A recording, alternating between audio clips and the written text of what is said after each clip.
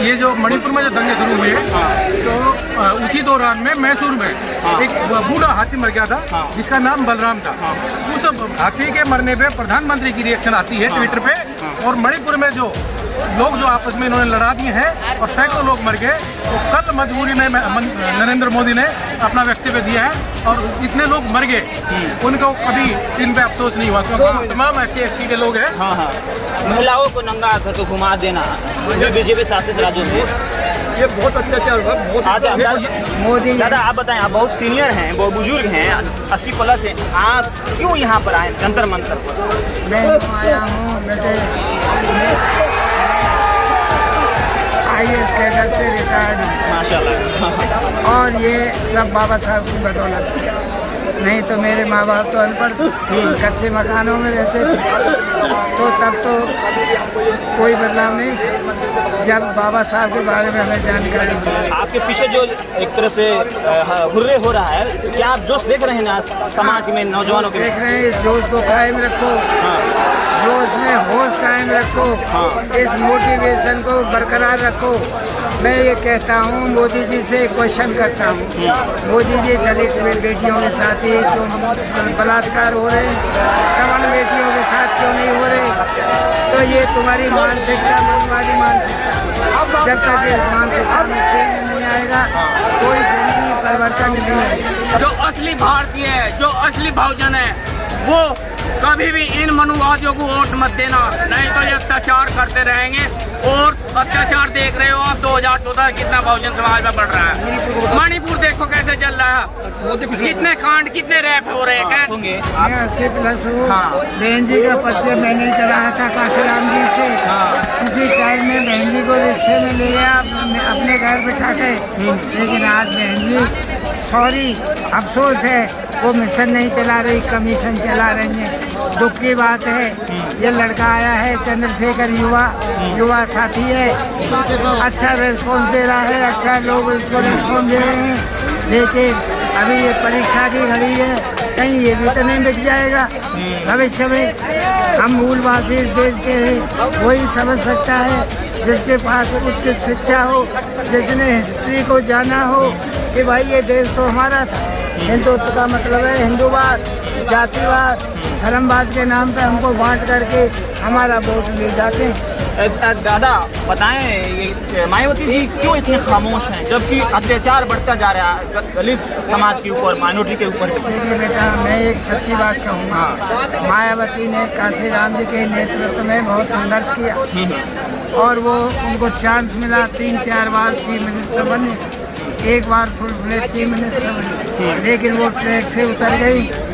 वो उसको मिशन को छोड़ के कमीशन में खो गई, वहीं से उनका पतन शुरू हो गया। अब ये चंद्रशेखर आए, हमें ये आशा की किरण नजर आ रही है, लेकिन ये तो भविष्य बताएगा कि चंद्रशेखर भी कितने खड़े उतरते हैं। क्या मायावती की लाइन? दादा ये बताएं, दलित समाज के ऊपर खासतौर पर आदिवासी समाज के थे मध्य प्रदेश, उनके मुंह पर पेशाब कर देना और मणिपुर में महिलाओं को नंगा घुमा देना, ये सारी चीज़ें तो बीजेपी शासित राज्यों में हो रहा है। तो एज ए बुजुर्ग होने के नाते आपके दिल में तो बहुत चोट लगी होगी, क्या हो रहा है हमारे देश? देखिए, ये सच्चाई है, कट सत्य है कि यहाँ पर जो अत्याचार हुए SC OB समाज के ऊपर ही हो रहे हैं। दुख हमें ये है कि OB समाज पढ़ा लिखा नहीं है, इक्का दुक्का पढ़े लिखे हैं, लेकिन उनको मोटिवेशन नहीं है, कोई जगाने वाला नहीं है। उसके समाज में ही लड़के पढ़ करके उच्च शिक्षा पाके बाबा साहब के बारे में जानकारी हासिल करके उनके मिशन को पढ़ के अगर उनको जगाने का काम करें तो कोई ताकत नहीं कि ये देश के अंदर कोई भगोड़े, ये बाहर से आए आर्य लोग हमारे पे शासन कर सकते। ये सब हमारे विदेशी लोग हैं, चाहे मोदी हो, योगी हो, कोई भी हो, जो सेंटर में बैठा है, ये बात है, ये हमारे वोट की वजह से बैठा है और हमारा वोट अगर जागरूक हो जाए तो मोदी उल्टा धराशायी हो जाएगा। 24 में कुछ बदलाव देख रहे हैं आप? 24 में लग तो रहा है, लेकिन मोदी इतना एक्सपर्ट है राजनीति का, भारत हासिल है, वो हमारे नेताओं को बांट देता है और डिवाइड एंड रूल जो अंग्रेजों की पॉलिसी थी उस पर काम करता है और थोड़े लोगों को बहुजन में बदल देता है। अब हमें उसको रोकना है कि आप भैया ये समाज जागरूक है, जागरूक होने के लिए शिक्षित बनो, संगठित बनो, संघर्ष करो। संघर्ष से पहले दो चीज आती हैं, पहले सबसे पहले शिक्षा का मूल मंत्र आता है। जब तक तुम पढ़ोगे लिखोगे नहीं, तुम्हें अपने इतिहास का ज्ञान नहीं होगा, बाप दादा के बारे में नहीं जानोगे, तो तुम इस सत्ता को नहीं बदल सकते। ये जो हवा निकल रही है सो कॉल्ड हिंदू राष्ट्र बनाएंगे, तो उसमें दलित और माइनॉरिटी मुस्लिम उनका क्या स्थान होगा? अगर बेटा ऐसा है कि दलित राष्ट्र या हिंदू राष्ट्र का मतलब है हिंदू जातिवाद और धर्मवाद।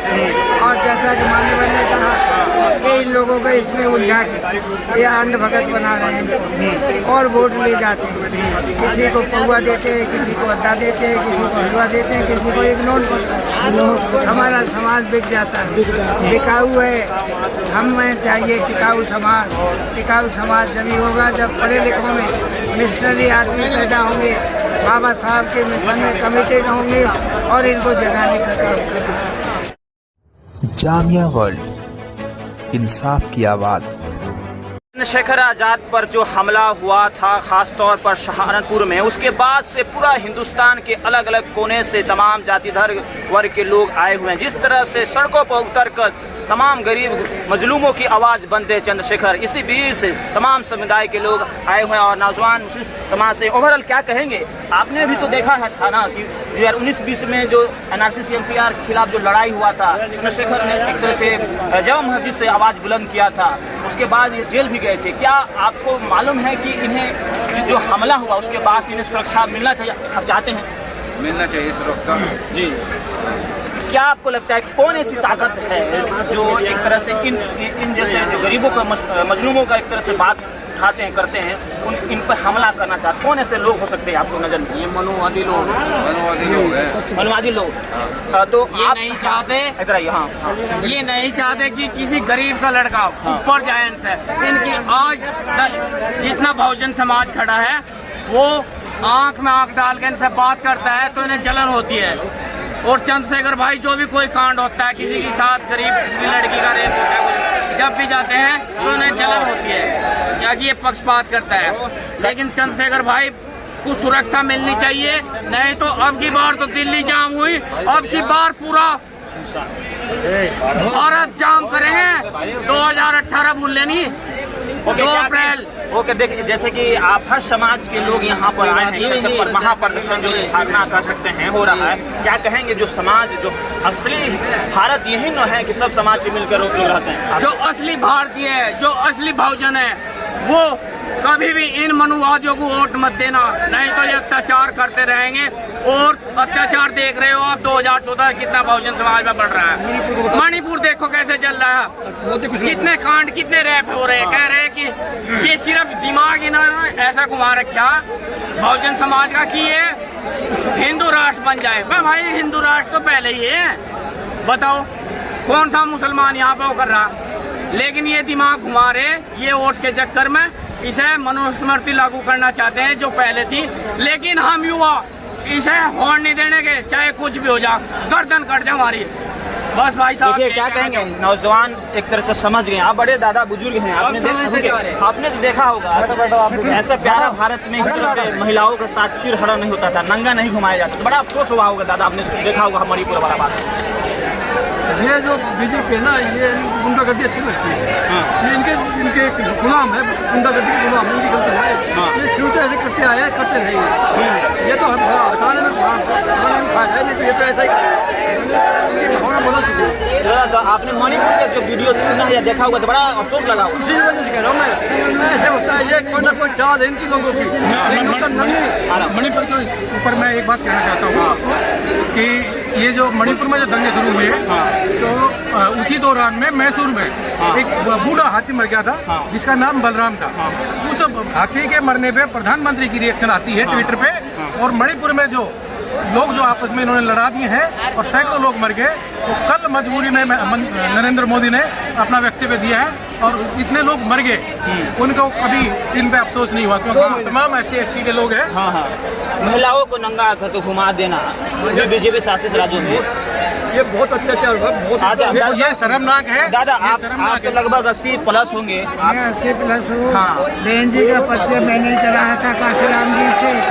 किसी टाइम में बहन जी को रिक्शे में ले गया अपने घर बिठा के, लेकिन आज बहन जी सॉरी अफसोस है वो मिशन नहीं चला रही, कमीशन चला रही है। दुख की बात है। ये लड़का आया है चंद्रशेखर युवा साथी है, अच्छा रिस्पॉन्स दे रहा है, अच्छा लोग इसको रिस्पॉन्स दे रहे हैं, लेकिन अभी ये परीक्षा की घड़ी है, कहीं ये भी तो नहीं बिक जाएगा भविष्य में। हम मूलवासी इस देश के हैं, वही समझ सकता है जिसके पास उच्च शिक्षा हो, जिसने हिस्ट्री को जाना हो कि भाई ये देश तो हमारा था। हिंदुत्व का मतलब है हिंदूवाद, जातिवाद, धर्मवाद के नाम पे हमको बांट करके हमारा वोट ले जाते हैं।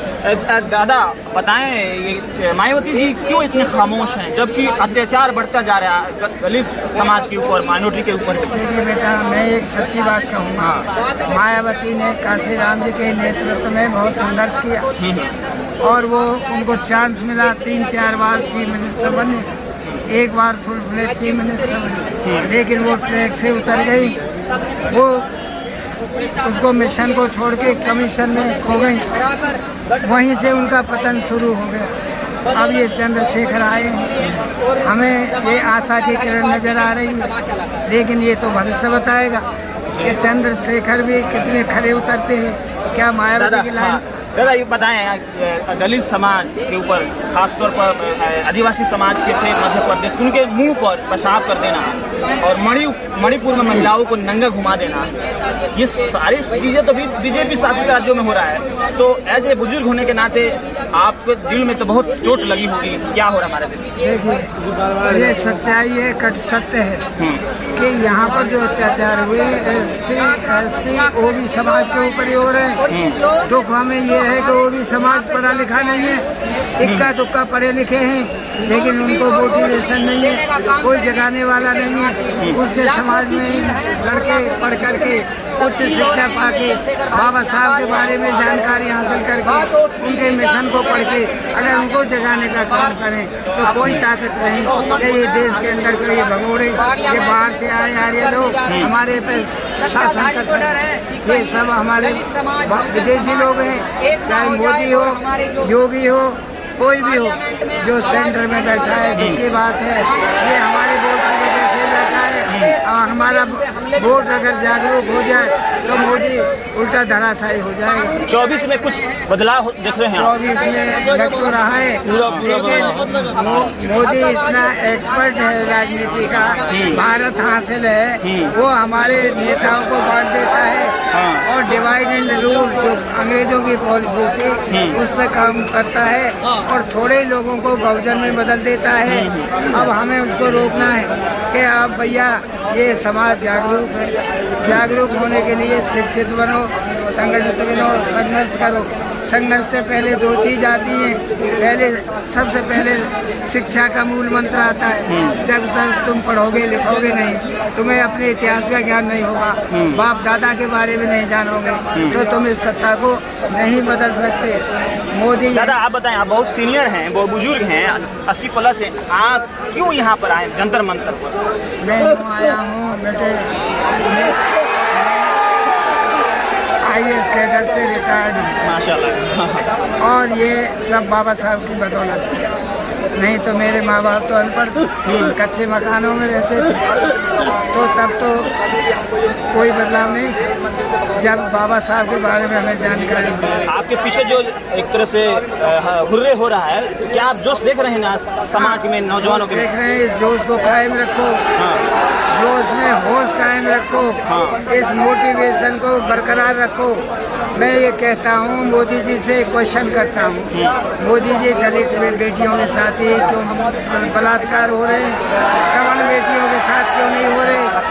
तो ये तुम्हारी मानसिकता मनवादी मानसिकता, जब तक इस मानसिकता में चेंज नहीं आएगा कोई जमीनी परिवर्तन नहीं आएगा। बहुत आपके साथी दादा मतलब के हैं। नहीं, आज ही मुलाकात हुई है इनसे, इन्होंने परिचय दिया। देखो, देश में हालात बहुत चिंताजनक है।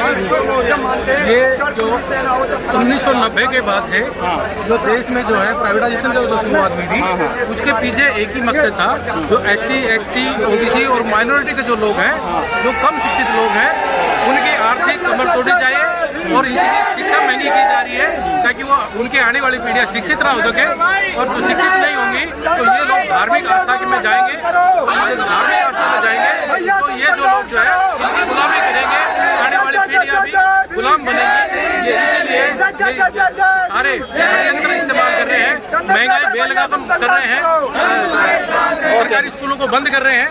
ये बहुजन को समझना पड़ेगा और इसके खिलाफ एकजुट होना पड़ेगा। जो चंद्रशेखर भाई ने एक मुहिम शुरू की है और उसमें लोग जुड़ रहे हैं और हम कामयाब होंगे। आपने तो पूरा एक तरह से प्रशासनिक तौर से देखा है चीज़ें को, सरकार की और ब्यूरोक्रेसी को देखा है। ये जो हवा निकल रही है सो कॉल्ड हिंदू राष्ट्र बनाएंगे, तो उसमें दलित और माइनॉरिटी मुस्लिम उनका क्या स्थान होगा? अगर बेटा ऐसा है कि दलित राष्ट्र या हिंदू राष्ट्र का मतलब है हिंदुत्व, जातिवाद और धर्मवाद।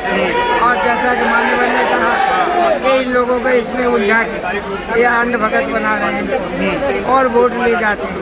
किसी को पौवा देते हैं, किसी को अद्दा देते हैं, किसी को हलवा देते हैं, किसी को एक नोट। हमारा समाज बिक जाता है, बिकाऊ है। हमें चाहिए टिकाऊ समाज। टिकाऊ समाज जब ही होगा जब पढ़े लिखों में मिशनरी आदमी पैदा होंगे, बाबा साहब के मिशन में कमिटेड होंगे और इनको जगाने का काम करेंगे। चलिए, बहुत ही अच्छा लगा बड़े बुजुर्गों की शायद तले किसी बात को, किसी मौजू को समझना काफ़ी एक तरह से देश हित में, समाज हित में होता है। तो तमाम बड़े बुजुर्ग जो समझ रहे हैं, चिंता मगन है कि आखिर हमला जो होती है दबे कुचले माइनॉरिटी हो, दलित हो, आदिवासी हो, OBC हो, उनके ऊपर। और जिस तरह से अभी जो प्रदर्शन एक तरह से महारैली है उसमें चंद्रशेखर आज़ाद के लिए एक तरह से खासा सुरक्षा की मांग हो रही है। बहरहाल आने वाला समय 2024 बहुत ही देश के लिए इम्पोर्टेंट है। एक तरह जामिया वर्ल्ड साथ में पब्लिक